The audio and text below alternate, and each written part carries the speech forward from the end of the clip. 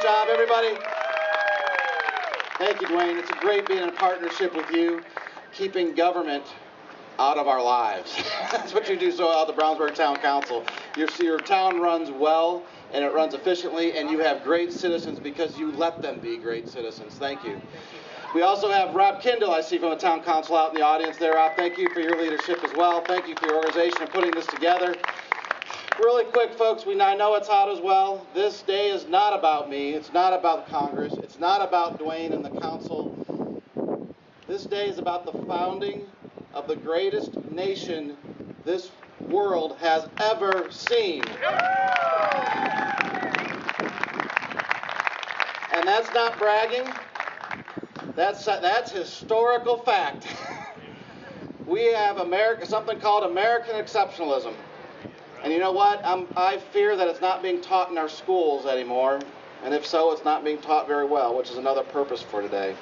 In fact, when's the last time you heard the Declaration of Independence being read on the 4th of July? This is something new. We want to grow it. The fact of the matter is, never before have the ideas that are contained in the Declaration of Independence or the Constitution ever came together before at the same time in the same place in world history. And that makes us exceptional. And then the 200 years that have occurred since then proves that these are the best ideas in the world for raising the condition of all men. And we got to always remember them. The first place to start, if you're going to have this conversation at your dinner table, at your lunch break room, at your fence post, when you're coming out of church, and I hope each of you do all those things because you're needed, we got to know what the Declaration says. And that's what today's about. So without further ado, and I'm happy to take questions afterwards as part of Congress on your corner, I want to have these excellent citizens, these patriots who volunteered, who called our office and volunteered to read the Declaration for us, come up, introduce themselves, and read their section. Please, come forward.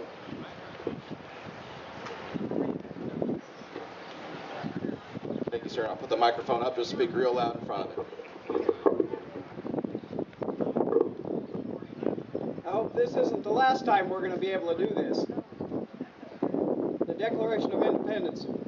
In Congress, July 4th of 1776, the unanimous declaration of the 13 United States of America, when in the course of human events it becomes necessary for one people to dissolve the political bands which have connected them to one to another, and to assume among the powers of the earth the separate and equal station to which the laws of nature and of nature's God entitle them, a decent respect to the opinions of mankind that requires that they should declare the causes which impel them to the separation.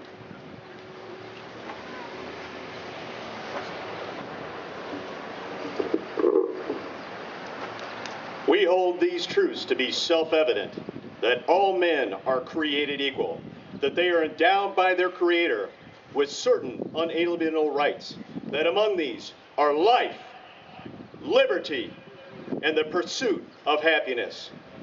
That to secure these rights, governments are instituted among men, deriving just powers from the consent of the governed, that whenever any form of government becomes destructive of these ends, it is the right of the people to alter or to abolish it, and to institute new government, laying its foundation on such principles, and organizing its powers in such form as to them shall seem most likely to affect their safety and happiness.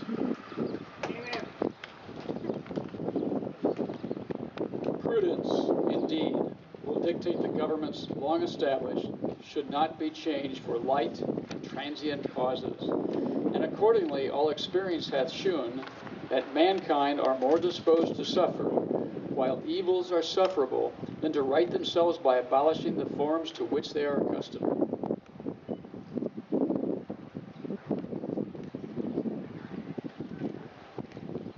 But when a long train of abuses and usurpations, pursuing invariably the same object evinces a design to reduce them under absolute despotism, it is their right, it is their duty to throw off such government and to provide new guards for their future security.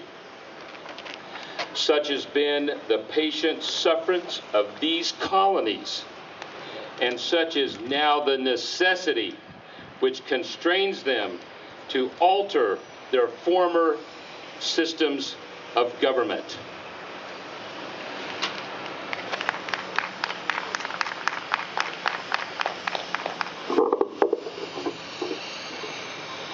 This history of the present king of the Great Britain is a history of repeated injuries and usurpation, all having in a direct object of establishment of an absolute tyranny over these states.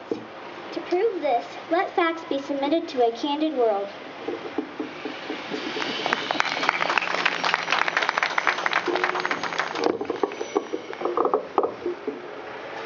He has refused to assent to laws the most wholesome and necessary for the public good. He has forbidden his governors to pass laws of immediate and pressing importance unless suspended to their operation till his assent should be obtained. And when so suspended, he has utterly neglected to attend to them. He has refused to pass other laws for the accommodation of large districts of people, unless those people would relinquish the right of representation in the legislature, a right inestimable to them and formidable to tyrants only.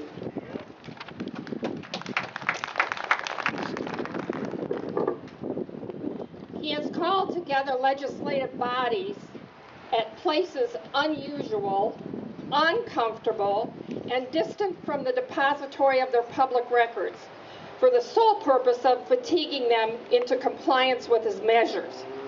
He has dissolved representative houses repeatedly for opposing with manly firmness his invasions on the rights of the people. He has refused for a long time after such dissolutions to cause others to be elected, whereby the legislative powers, incapable of annihilation, have returned to the people at large for their exercise, the state remaining in the meantime exposed to all the dangers of invasion from without and convulsions within.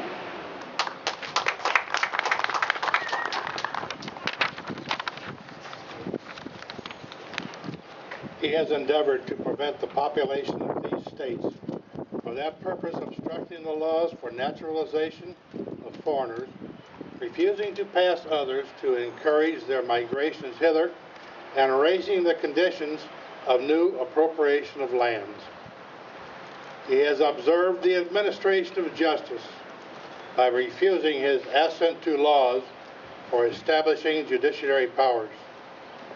He has made judges dependent on his will alone for their tenure of office and the amount and payment of their salaries.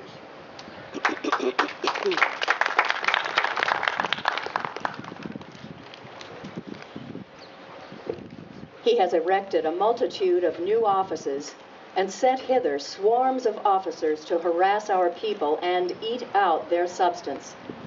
He has kept among us, in times of peace, standing armies without the consent of our legislatures. He has affected to render the military independent of and superior to the civil power. He has combined with others to subject us to a jurisdiction foreign to our Constitution and unacknowledged by our laws, giving his assent to their acts of pretended legislation.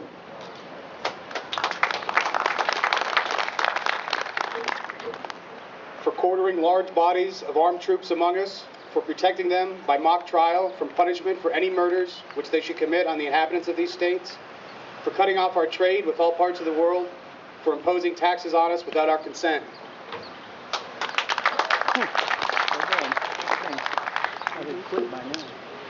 For depriving us in many cases of the benefits of trial by jury, for transporting us beyond seas to be tried for pretended offenses, for abolishing the free system of English laws in a neighboring province, establishing therein an arbitrary government, and enlarging its boundaries so as to render it at once an example and fit instrument for introducing the same absolute rule into these colonies. taking away our charters, abolishing our most valuable laws, and altering fundamentally the forms of our governments, for suspending our own legislatures and declaring themselves invested with power to legislate for us in all cases whatsoever. He has abdicated government here by declaring us out of his protection and waging war against us. He has plundered our seas, ravaged our coasts, burned our towns, and destroyed the lives of our people. He has at this time transferred large armies of foreign mercenaries to complete works of death, desolation, and tyranny, already begun with circumstances of cruelty and perfidy, scarcely paralleled in the most barbarous ages, and totally unworthy of the head of a civilized nation.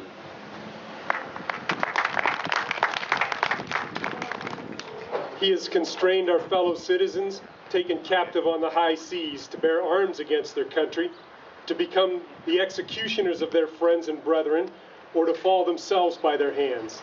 He has excited domestic insurrections amongst us, and has endeavored to bring on the inhabitants of our frontiers the merciless Indian savages, whose known rule of warfare is an undistinguished destruction of all ages, sexes, and conditions.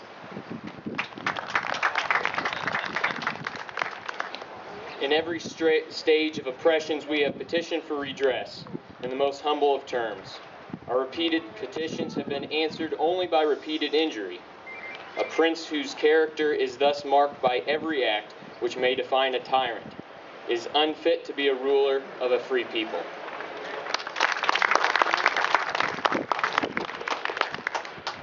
Nor have we been wanting in attentions to our British brethren. We have warned them from time to time of attempts by their legislature to extend an unwarrantable jurisdiction over us. We have reminded them of the circumstances of our immigration and settlement here. We have appealed to their native justice and magnanimity. We have conjured them by the ties of our common kindred to disavow these usurpations, which would inevitably interrupt our connections and correspondence. They have been deaf to the voice of justice and consanguinity. We must therefore acquiesce in the necessity which denounces our separation, and hold them as we hold the rest of mankind, enemies in war, in peace, friends.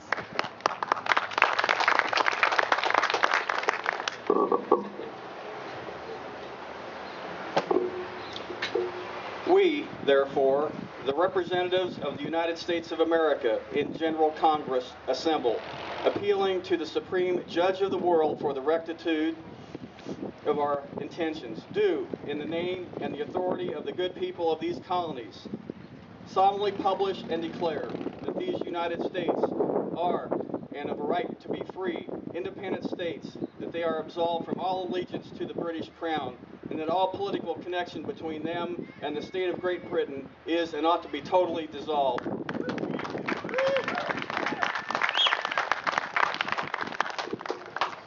And that, as free and independent states, they have full power to levy war, conclude peace, contract alliances, establish commerce, and to do all other acts and things which independent states may of right do.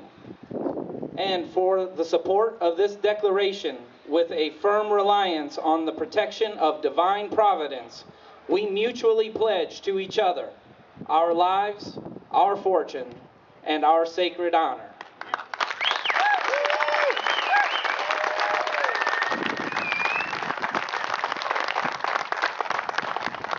And that, ladies and gentlemen, is your